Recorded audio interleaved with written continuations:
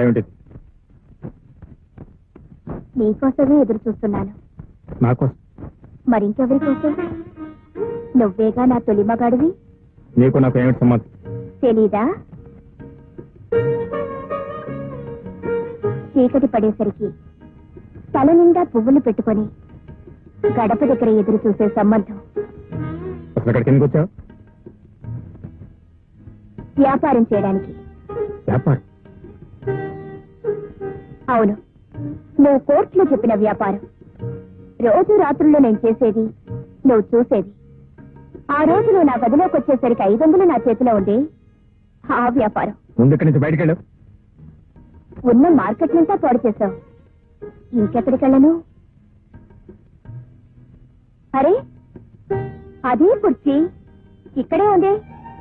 సాయంకాలం అయ్యేసరికి మనిద్దరం ఇదే కుర్చీలో కూర్చొని చిలకా గోరింకల్లా చుక్కలు చూస్తూ తెల్లవారులు మాట్లాడుకునేవాళ్ళం. మన మాటలు పూర్తయ్యేసరికి సూర్యుడు వచ్చేసేవాడు కదూ. అరే, గొడుగు, మన గొడుగు. ఆహా, మన ప్రేమ బంధం, జన్మ జన్మల బంధం, రుణానుబంధం, నీకు నాకు ఉన్న అనుబంధం, విడదీయలేని గొడుగు బంధం. ఎండలో వానలో రాత్రి పగలు ఇదే గొడుగు కింద అడుగుల్లో అడుగు వేసుకుంటూ తిరిగేవాళ్ళం కదూ. అరే, మంచం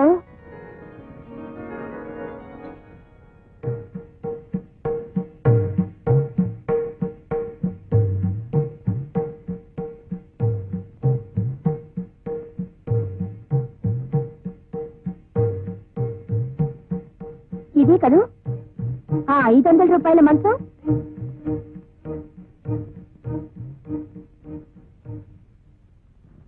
నేను ఇక్కడ పడుకున్నాను, అతను అక్కడ పడుకున్నాడు. ఈలోగా నువ్వు తలుపు తీసావు. ఆ కుర్రాడు నిన్ను చూశాడు, భయపడి అడ్డించి పారిపోయాడు. అతనిచ్చిన డబ్బులు నా చేతిలో అలా ఉండిపోయి కదూ.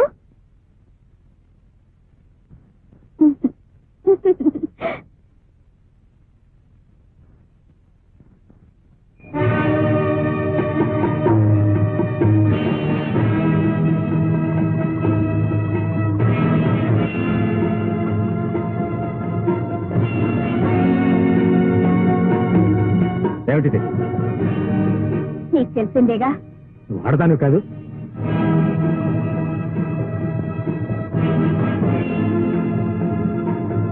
ఆడదన్నా? నేనా? కాదని నువ్వేగా చెప్పావు కోర్టులో. ప్రేమించిన వాడిని మోసం చేశానని, మరొకరితో తిరుగుతున్నానని. చూడు, నీ గురించి నాకు తెలియదు. నీకు అన్యాయం చేయాలని ఉద్దేశంతో మాత్రం ఆ పని చేయలేదు. తెలియని వాడివి నా గురించి తెలిసినట్టు, నాతో కాపురం చేసినట్టు 10 మందిలో ఎలా చెప్పావు? అది నా వృత్తి. నువ్వు డబ్బు కోసం ఏమైనా చేస్తావు కదూ. సరే, నన్ను ఇప్పుడు చంపాలి.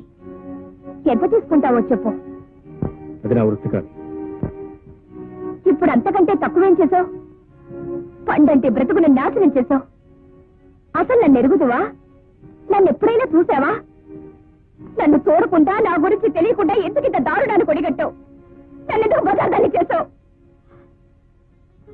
ఇప్పుడు ఎలాగో నా బ్రతుకు బజార్న పడాల్సిందే. అందుకే ఆ బజారు బ్రతుకు నీతోనే ప్రారంభిస్తాను. ఆ రోజు 500కి ఎవరితోనో పడుకున్నానన్నావు. అది అబద్ధమని నీకు తెలుసు. ఆ అబద్ధాన్ని కోర్టులో నిజం చేశావు. ఈ రోజు నుంచి దాన్ని నిజం చేసి బ్రతకాలనుకుంటున్నాను. ఆ బ్రతుకు నీతోనే ప్రారంభిస్తాను. 500 నువ్వివ్వక్కర్లేదు, నేనే నీకు ఇస్తాను. పోనీ కదా. ఇదిగో, ముహూర్తం పెట్టు. దేనికి సిగ్గుపడతావు? నాకు నేను సిగ్గు నీకెందుకు? అసలు సిగ్గనే పదం నువ్వు విన్నావా? దాని అర్థం ఏమిటో నీకు తెలుసా? కనీసం నీకో చెల్లి కూడా ఉండుండదు. ఉంటే తెలిసేది సిగ్గేమిటో, దాని అర్థం ఏమిటో. బహుశా నీకు తల్లి కూడా ఉండుండదు. ఉంటే తెలిసేది ఆడదాని విలువేమిటో. నీలో రక్తం కూడా ఉండుండదు. ఉంటే తెలిసేది లోన బాధ ఏమిటో. నీ ఒంట్లో నీరు కూడా ఉండుండదు. ఉంటే తెలిసేది కన్నీరంటే ఏమిటో. వెధవ డబ్బు కోసం అబద్ధ సాక్ష్యాలు చెప్పి ఇతరుల జీవితాలు నాశనం చేయకు. నీకు డబ్బే ప్రధానమైతే అది సంపాదించుకోవడానికి ఎన్నో మార్గాలున్నాయి. కానీ ఈ రకంగా మనుషుల జీవితాలతో ఆడుకోకు. నా జీవితం ఎలాగో నాశనం అయిపోయింది. భవిష్యత్తులో అయినా